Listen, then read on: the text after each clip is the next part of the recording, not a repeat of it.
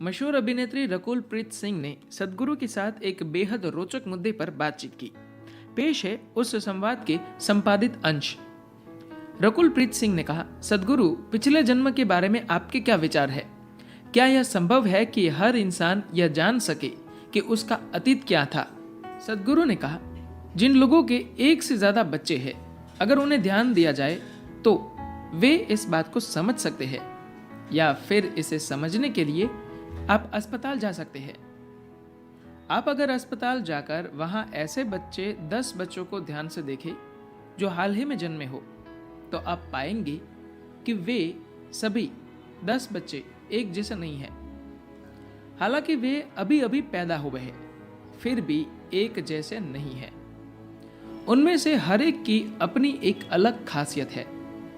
यहां तक कि अगर एक ही माता पिता के 2 बच्चे हो, समान विचारधारा और समान जीन्स के एक जैसे घर में रहते हो, एक जैसा खाना खाते हो और शायद एक ही स्कूल में पढ़ते हो, फिर भी दोनों बहुत अलग अलग होते हैं।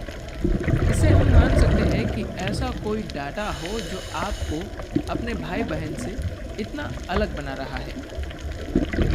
देखिए, जो चीज़ आपको किसी दूसरे इंसान से अलग बनाती है वह है आपकी याददाश्त। क्योंकि आप अपनी एक याददाश्त रखते हैं, इसलिए आप औरों से अलग हैं। जिसे आप सचेतन याददाश्त के तौर पर जानते हैं, वह दरअसल संपूर्ण याददाश्त का एक बहुत ही छोटा सा हिस्सा है। योग में याददाश्त यानी स्मृति के 8 स्वरूप होते हैं: तात्विक स्मृति, आणविक स्मृति, कार्मिक स्मृति, आनुवंशिक स्मृति, स्पष्ट स्मृति, अस्फुट स्मृति, चेतन स्मृति और अचेतन स्मृति।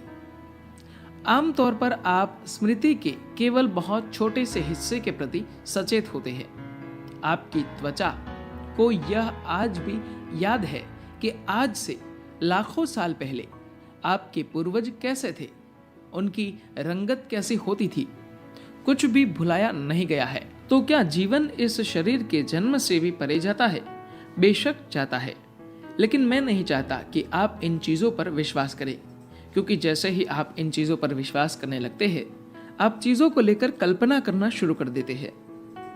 इस चीज ने लोगों को, खास करके अमेरिका में लोगों को पागल बना दिया है। वहां अगर कोई किसी को पसंद करता है तो तुरंत उनकी प्रतिक्रिया होती है। हो सकता है कि यह हमारे पिछले जन्म का प्रभाव हो। उनका 3 दिनों तक रोमांस चलता है और फिर चौथे दिन उनको महसूस होता है कि इसका कोई भविष्य नहीं है। क्या हर इंसान का अपनी पुरानी यादों तक पहुंचना जरूरी है? ऐसा बिल्कुल जरूरी नहीं है, क्योंकि ज्यादातर लोग इस जीवन की यादों को ही संभाल नहीं पा रहे हैं। लोग 10 साल की स्मृतियों को ही नहीं संभाल पा रहे हैं। ऐसे में अगर उन्हें 10 जन्मों की बातें याद आने लगे तो सोचिए कि उनका क्या हाल होगा। अगर आप इन आयामों तक पहुंचने की कोशिश करेंगे तो यह कोशिश आपको एक बिल्कुल अलग तरीके से रूपांतरित कर सकती है। तो क्या हर इंसान का अपनी पुरानी यादों तक पहुंचना जरूरी है? ऐसा बिल्कुल जरूरी नहीं है, क्योंकि लगातार लोग इस जीवन की यादों को ही संभाल नहीं पा रहे हैं। लोग 10 साल की स्मृतियों को ही नहीं संभाल पा रहे हैं। ऐसे में अगर उन्हें 10 जन्मों की बात याद आने लगे तो सोचिए कि उनका क्या हाल होगा। बेहतर होगा कि वे इन बातों को याद न रखें। ये सारी चीजें मनोवैज्ञानिक प्रक्रियाएं हैं।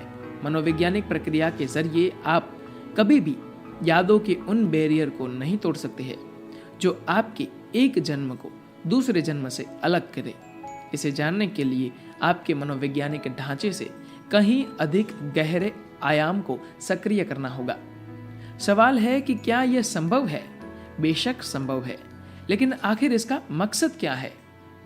रकुल प्रीत सिंह ने कहा कि शायद पिछले जन्म की बाधाओं को दूर करने के लिए।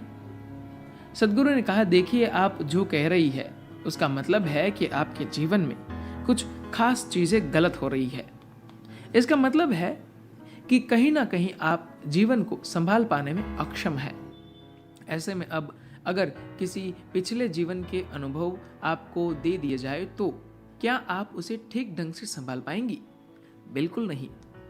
निश्चित तौर पर आपको इस वजह से पिछले जन्म को जानना जरूरी नहीं है, कई बार आध्यात्मिक कारणों के चलते कुछ खास आयामों को बढ़ाने के लिए हम इन चीजों को पार जाने की कोशिश करते हैं, लेकिन ज्यादातर लोगों को इसकी कोई जरूरत नहीं है, क्योंकि अगर ऐसा होता है तो उनकी जिंदगी पूरी तरह से अस्त व्यस्त हो जाएगी। मैं एक उदाहरण दे रहा हूँ। मान लीजिए आप सड़क पर चली जा रही है, तभी आपको सड़क पर एक कुत्ता दिखाई देता है, जिसे देखते ही आपको याद आता है, अरे यह तो पिछले जन्म में मेरा भाई था, और फिर आप उस कुत्ते के पीछे दौड़ पड़ती है। आपको तो याद आ गया, लेकिन उस कुत्ते को यह नहीं याद आया। आप समझ सकती है कि इस स्थिति में क्या होगा।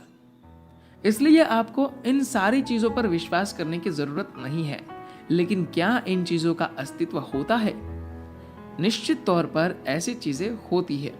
ऐसे में आपका नजरिया ये होना चाहिए कि आप इन चीजों पर विश्वास न करें, लेकिन आप इन चीजों पर अविश्वास भी न करें। अगर आप खोजना और जानना चाहते हैं तो मैं आपको बता सकता हूँ कि आप जीवन को कैसे निखारें, लेकिन किसी दूसरे के कहने पर विश्वास करना कि तुम पिछले जन्म में ये थे या वे थे, ये सारी चीजें आपकी वर्तमान जिंदगी को बर्बाद कर सकती है। धन्यवाद।